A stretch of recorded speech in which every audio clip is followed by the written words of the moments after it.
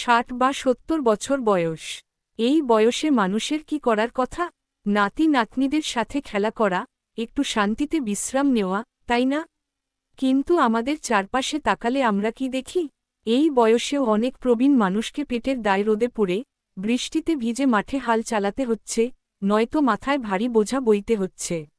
যে বয়সে শরীর আর সাথ দেয় না, সেই বয়সেও কেন এই তীব্র লড়াই? তাদের এই কষ্ট কি আমাদের সমাজ বা প্রশাসনের চোখে পড়ে না? বয়স বাড়ার সাথে সাথে মানুষের শারীরিক ক্ষমতা কমে আসে।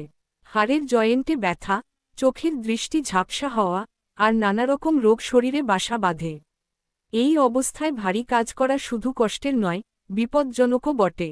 কিন্তু দুঃখের বিষয় হল, অর্থনৈতিক অভাবের কারণে অনেক প্রবীণ মানুষ বাধ্য হয়ে কাজ করে চলেছেন। অনেকেই বলেন, রাজনীতি, ভাষণ বা বড় বড় প্রতিশ্রুতি তো অনেক হল, কিন্তু আমাদের বয়স্ক মানুষদের মুখে দুমুঠো অন্য আর একটু শান্তির ব্যবস্থা সবার আগে করা দরকার। আর এখানেই আসে বার্ধক্য ভাতা বা ওল্ড এজ পেনশনের গুরুত্ব। হ্যাঁ, সরকার থেকে বার্ধক্য ভাতা দেওয়া হয়, কিন্তু সেটা কি সবার কাছে পৌঁছাচ্ছে? চলুন সংক্ষেপে জেনে নিই পশ্চিমবঙ্গের বর্তমান বার্ধক্য ভাতার নিয়মগুলো কি। বয়সের যোগ্যতা, আবেদনকারীর বয়স অন্তত 60 বছর হতে হবে। আর্থিক পরিস্থিতি, যারা আর্থিকভাবে অত্যন্ত পিছিয়ে পড়েছেন, তাদের জন্যই এই সামাজিক সুরক্ষা। আবেদন কোথায় করবেন? দুয়ারে সরকার, ক্যাম্প, স্থানীয় ব্লক অফিস, বিডিও বা মিউনিসিপ্যালিটিতে গিয়ে নির্দিষ্ট ফর্মে আবেদন করতে হয়। প্রয়োজনীয় নথি: Aadhaar card, voter card, bank account এবং বয়সের প্রমাণপত্র।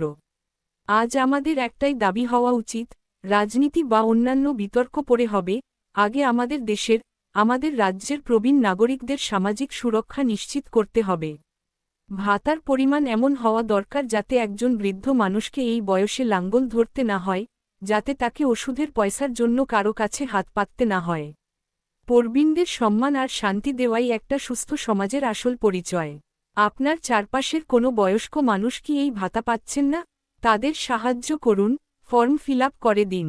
আজকের এই ভিডিওটি বেশি বেশি শেয়ার করুন, যাতে এই আওয়াজ সবার কাছে পৌঁছায়।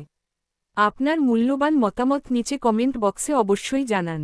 দেখা হবে পরের ভিডিওতে। ভালো থাকবেন, প্রবীণদের শ্রদ্ধা করবেন। ধন্যবাদ।